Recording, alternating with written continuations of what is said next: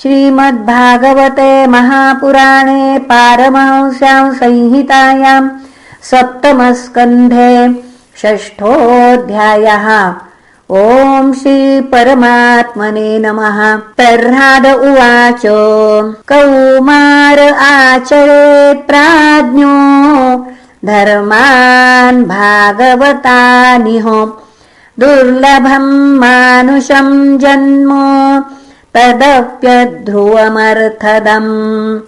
यथा हि पुरुषस्येहो विष्णोः पादोपसर्पणम् यदेष सर्वभूतानां प्रिय आत्मेश्वरः सुहृत् सुखमैन्द्रियकं दैत्या देहयोगेन देहिनां सर्वत्र लभ्यते दैवाद्यथा दुःखमयत्नतः तत्प्रयासो न कर्तव्यो यत आयुर्व्ययः परं न तथा विन्दते क्षेमं मुकुन्दचरणाम्बुजम् ततो यतेत कुशलः क्षेमाय भयमाश्रितः शरीरं पौरुषं यावन्न विपद्येत पुष्कलम् पुंसो वर्षशतं ह्यायुस्तदर्धं चाजितात्मनः निष्फलं यदसौ रात्र्यां शेतेन्धं प्रापितस्तमः मुग्धस्य बाल्ये कौमारे क्रीडतो याति 20 जरयाग्रस्तदेहस्य यात्यकल्पस्य 20 दुरापूरेण कामेन मोहेन च बलीयसा शेषं गृहेषु सक्तस्य प्रमत्तस्यापयातिः को गृहेषु पुमान् सक्त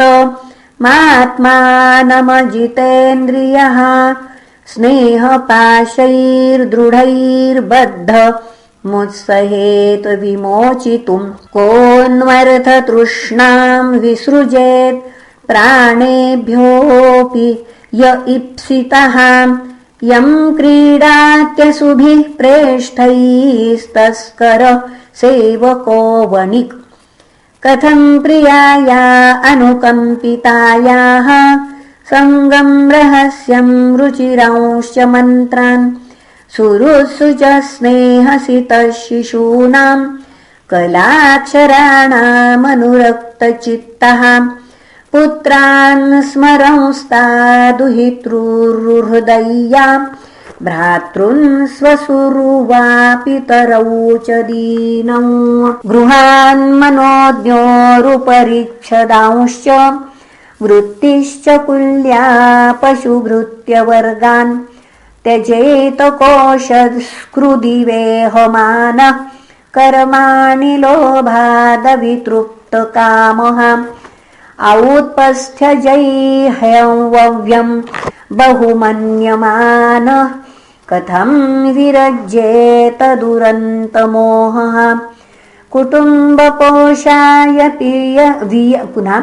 कुटुम्बपोषाय भियन्निजायुर्न बुध्यतेऽर्थं विहतं प्रमत्तः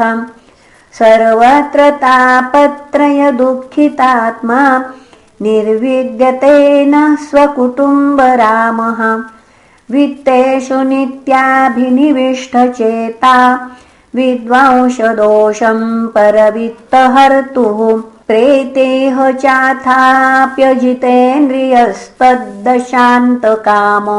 हरते कुटुम्बी विद्वानपीठं दनुजा कुटुम्बं पुष्णन् स्वलोकाय कल्पते वै यस्वीयपारक्य विभिन्नभाव स्तमः प्रपद्येत यथा विमूढः यतो न कश्चित् क्वच कुत्रचित् वा दीनस्वमात्मानमलं समर्थः विमोचितुं कामदृशां विहार क्रीडा मृगो यन्निगडो विसर्गः ततो विदूरात् परिहृत्य दैत्येषु सङ्गं विषयात्मकेषु उपेत नारायणमादिदेवं समुक्तसङ्गैरिषितोपवर्गः न ह्यच्युतं प्रीणयतो बह्वायासोऽसुरात्मजाः आत्मत्वात् सर्वभूतानां सिद्ध्यत्वादिह सर्वतः परावरेषु भूतेषु ब्रह्मान्तस्थावरादिषु